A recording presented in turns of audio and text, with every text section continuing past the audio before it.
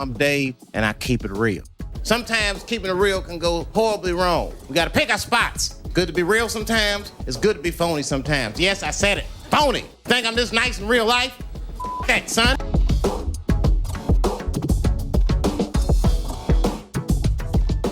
We're back with Late Stage Rage. I'm Ragecognito, a disillusioned American combat veteran, a former elected official, and a family man. The amount of bullshit I've seen could cause the Grand Canyon to overflow.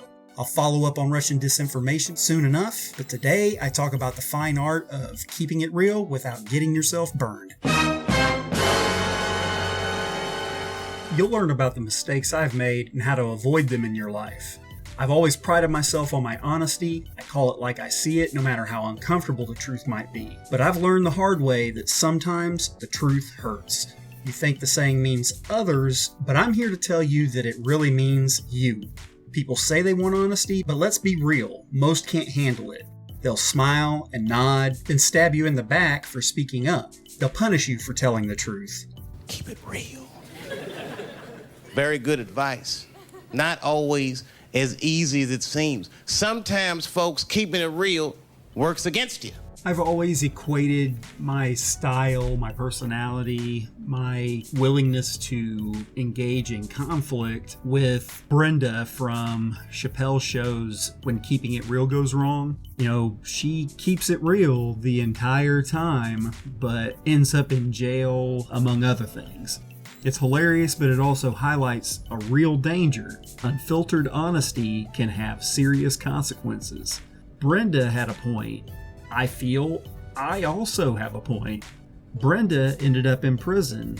I'm gonna try and stay away from that. So, where's the line? How do you balance truth with survival? I've got a few war stories to share that might just save you some pain. When keeping it real goes wrong. Politics. Let's start with my brief stint in the political arena. My election victories offered opportunities to shift the focus from whatever politics are now to transparency, integrity, and fair treatment. Imagine a squirrel wandering into your living room, and that's pretty much how my political career progressed. I didn't compromise my morals. I discovered some shady dealings and, stuff like financial crimes, abuse of power, underhanded obscuring of information from the public.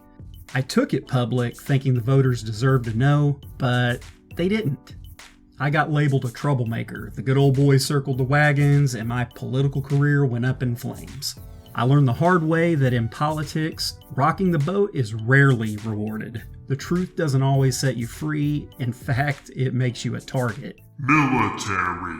Rewind to my time in the military. I witnessed a commanding officer making a boneheaded decision that put innocent lives in danger. I called it out for what it was, offering a solution that was actually easier, safer, and faster. The dude's ego got in the way. The mission went ahead, people died, and I was ostracized. Keeping it real got me a one-way ticket to isolation. In the military, they call it following orders, but sometimes it feels more like burying your conscience. Keeping it real can mean getting buried yourself. Family. But hey, at least I could count on my family for support, right? Turns out, when your in-laws are basically the Sopranos and you try to shield your kids from that influence, you quickly become the bad guy. Keeping it real rarely pleases anyone. Brenda had a simple choice to make. Ignore the mild rudeness of someone hanging up on her, or keep it real. Dad, I don't like people playing on my phone. Girl, don't even trip. You bigger than that.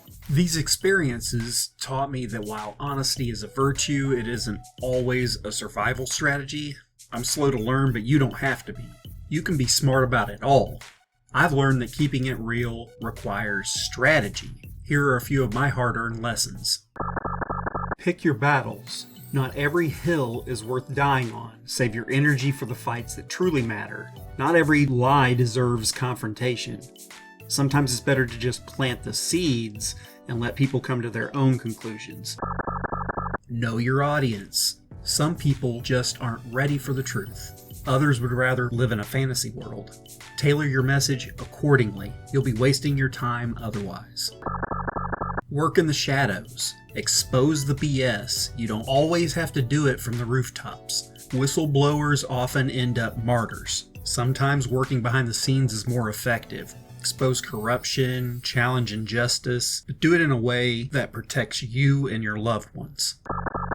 Play the long game. Change rarely happens overnight. Real changes take time. Be patient, persistent, and don't let the bastards wear you down. People, what a bunch of bastards.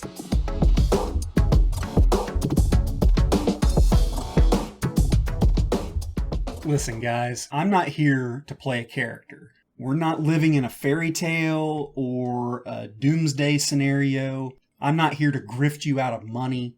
We're conditioned to see things the way that keeps us complacent within our social box. You can live in denial if you want to, but that's the fact of the matter. Speaking louder than the crowd comes with a price. That means we've got to be smarter about this and find ways to make our voice heard without getting silenced. Have you ever paid the price for keeping it real? Share your stories in the comments. Remember that we can make a difference, but we need to be smart about it. You're needed in this fight. If you support my efforts, I'd appreciate you sharing the show and my other efforts around your circles. As this project grows, ways to support it will also increase and grow. I'll share these new opportunities with you as they become available. This is Ragecognito, reminding you to keep it real, but keep it smart. We'll see you next time on Late Stage Rage.